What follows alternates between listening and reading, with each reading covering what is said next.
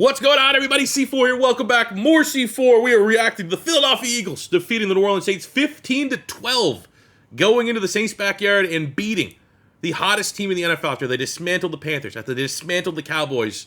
The Eagles' defense was incredible here today. Spoiler on the player grades, A+ for the Eagles' defense. Jalen Carter was a man possessed. Ed Reed Blankenship with the game-sealing pick. Zach Bond, what? You got mossed by Alvin Kamara, which doesn't look great on the highlight sheet, but Zach Bond is an incredible story right now in this landscape of the NFL. The way that he is playing at that linebacker spot and what he means to this Eagles defense. But what a win for the Philadelphia Eagles, who are a Saquon Barkley drop away from being 3-0 undefeated over three teams that are absolutely going to be in the playoff hunt in the NFC. Also, with the state of this Eagles, I'm one more terrible Nick Sirianni call from jumping off my roof neck first. That's how we're starting this. Before we even talk about Jalen Hurts, talk about the game, talk about a disgusting hit on Devontae Smith, which I've had to re-record because I said some things that I don't want on the internet about that hit. We need to talk about Nick Sirianni. Nick Sirianni, what do you do? I said this last year. After I was here, unbelievably mad that the final game of Jason Kelce's career was a Nick Sirianni dog shit special. Served up 3 scoops. That's what we had to eat. What do you do? Nick Sirianni was hired and he called the plays offensively his first couple weeks. Then we realized, oh, this guy sucks at this. So we're going to let Shane Steichen be the OC, who's the man that obviously got this offense playing at a Super Bowl caliber level. Then he left. And even though last year, for the first 10 weeks, Jalen Hurts was still kind of playing like an MVP candidate, down the stretch, this team collapsed, and it was all on Nick Sirianni. So then this offseason, we go get Kellen Moore to run the offense. It's going to be Kellen Moore's offense. So it's no longer even Nick Sirianni's any input on the offense. He doesn't run the defense. Why are you here? What do you do to get paid so much money? Because you're not the mental guy. You're not the guy that gets everyone locked in. This team still makes stupid penalties. This team still can't get lined up correctly. And above all, and I made a comment on X that I think Jalen Hurts needs, the next head coach of the Philadelphia Eagles, Jalen Hurts needs that Nick Saban type. He needs, and I'm not saying I want Philly to fire Nick Sirianni and to hire Bill Belichick, but you know what? I always got the perception from the outside looking in from the Brady-Belichick years, Bill Belichick couldn't give two shits whether Tom Brady in that offense threw for 50 touchdowns. He just never wanted Tom Brady to fuck up. He never wanted Tom Brady with a stupid penalty. He never wanted Tom Brady with a stupid turnover. As long as he was protecting the football and not hurting the team, that was Bill Belichick's first and foremost goal. Not can we go for it on every fourth down. Not can we get cute and not take the points. Quarterback, protect the football. I don't care who you are. You be a Tom Brady, Jacoby Brissett, Matt Castle. Protect the football. That, I think, is like the guy that Jalen Hurts needs, that the Eagles need to lead this team forward. Is that another offensive-minded coach that can get that out of Hurts, that can get that consistency out of Hurts? I don't know, but I just always got that perception. Those Saban, Belichick, old-school type guys just drill their quarterbacks. I don't care what you do. I don't care if you can make a 97 total yard type scramble and ends up being, a first down.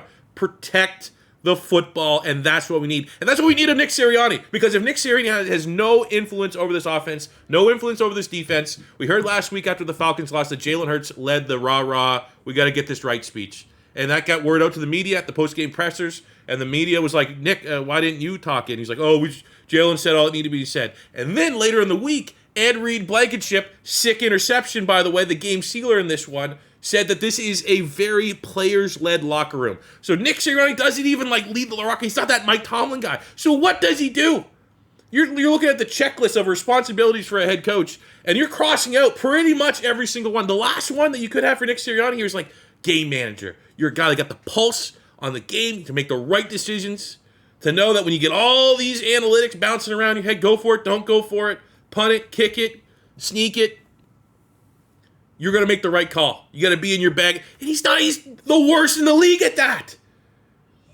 There was 6 points in this game left on the table in a low-scoring game that were inexcusably not taken by the Philadelphia Eagles. And I think as a fan base, we love it when the coach is aggressive. I love it when the coach is aggressive.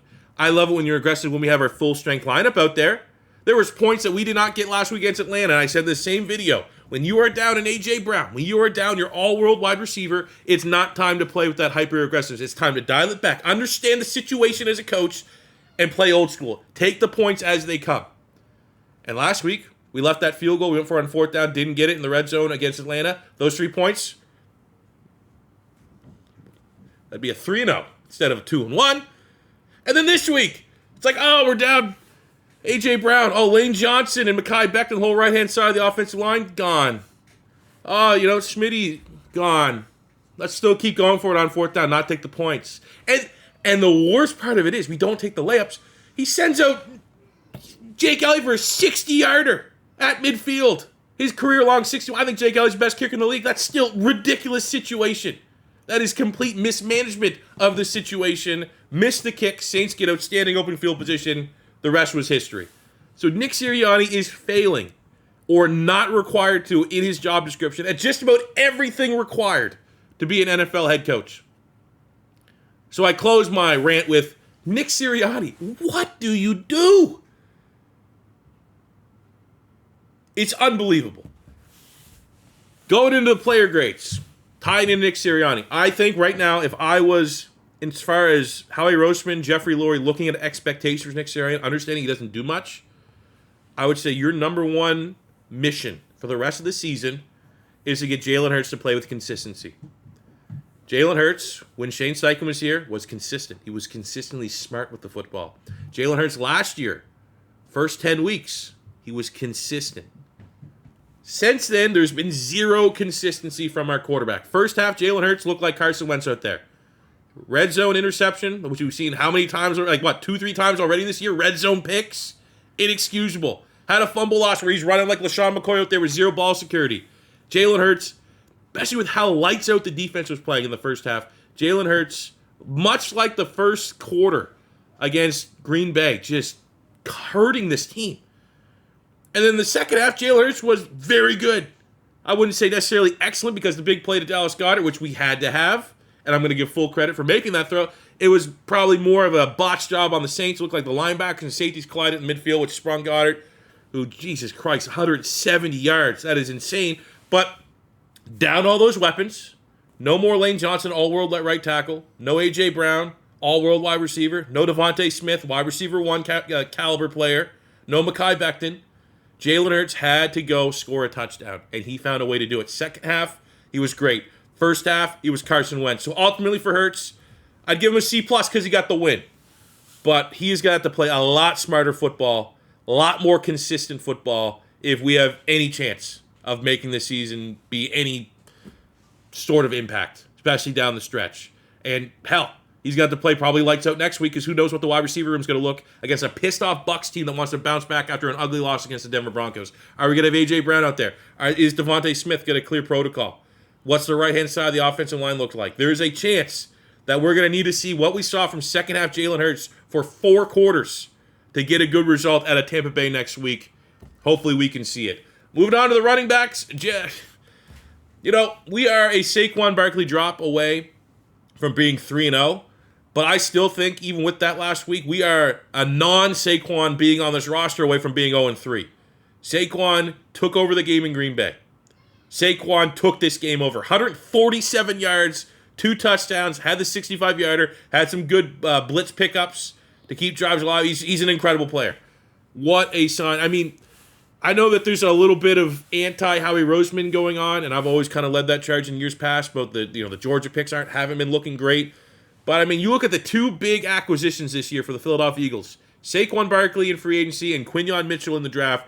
Both those guys have been outstanding. We have hit on those 2 players so far. And right now, I only kind of feel like the bad thing that Howie Roseman did was the head coach keeping him around. But Saquon Barkley, A+. Awesome player. So awesome that he's a Philadelphia Eagle. Moving on to the receivers. Dallas Goedert, 10 catches, 170 yards, finally getting him involved. I've always said he's a top 5 tight end, even though the stats might not show it just because of the nature of our offense. He's an awesome football player. All-around tight end, can block, can catch, can have one-handed catches, has good athleticism, and spring plays like that. Devontae Smith, 7 catches, 79 yards. We don't necessarily are going to know who that interception was on the red zone. I'm still going to probably toss it on Jalen Hurts for the time being. An absolute garbage hit on Devontae Smith, too, to knock him out of this game.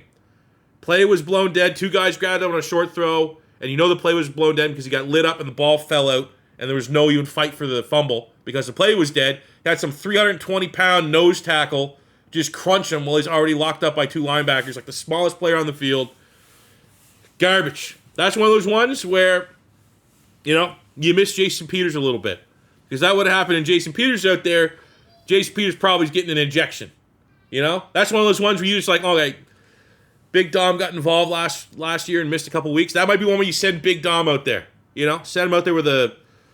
I don't want to go down this tangent again. But garbage hit on Devontae Smith. Hopefully he's back next week, and absolutely just fucking hope that Saints guy. I think it was Chris Boyd. Yeah, we'll leave it at that. But receivers, I think sucks. Jahan Dotson's not getting involved. To be honest, like this feels like this is the situation, especially when we're down Devontae Smith, AJ Brown for, the last of that game. Someone like Jahan Dotson would step up. That sucks. That that's not necessarily happening. But I think for the good of Devontae and Dallas Goedert, I'm going to give the receivers an A overall here today. Special teams had the block punt and a Jake Elliott missed field goal, so they'll get like a D. Definitely not the best showing from what has been relatively a pretty consistent unit for the Philadelphia Eagles. And we finish up with the defense when I stood out the gate. A+. Outstanding defensive effort. I thought it was going to be a bend don't break type game. And they said, actually, we're going to kind of shut down this offense. They're not that great.